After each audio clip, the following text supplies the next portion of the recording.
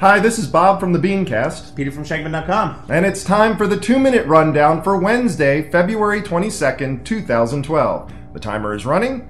Let's get started. You know, Twitter has finally come up with a self-serve ad platform.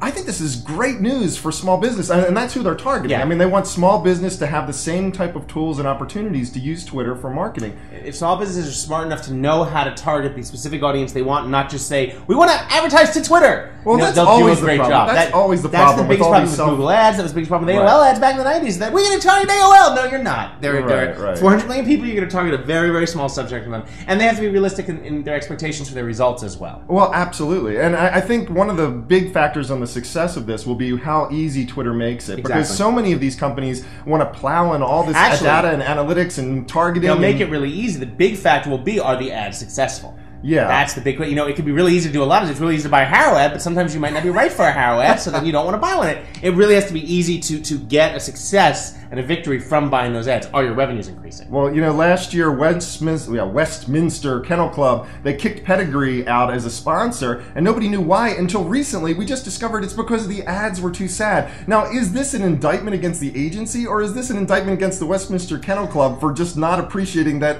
you know, shelter dogs are in need? I am really the wrong person to ask, because if you know, every pet I've ever had has been a rescue. Right. Okay, I am not a Pedigree myself. I am a mongrel from the streets, as is every pet I've ever had. And Westminster, I'm sorry, I'm the wrong person. They just piss me off. You know, that was my take as well. I mean, I didn't look at it as like that was a bad ad strategy. It was a brilliant ad strategy that a very blue blood. Sorry, my little fluffy doesn't have a monster pedigree from 12. You know what? Adopt the goddamn dog. Sorry.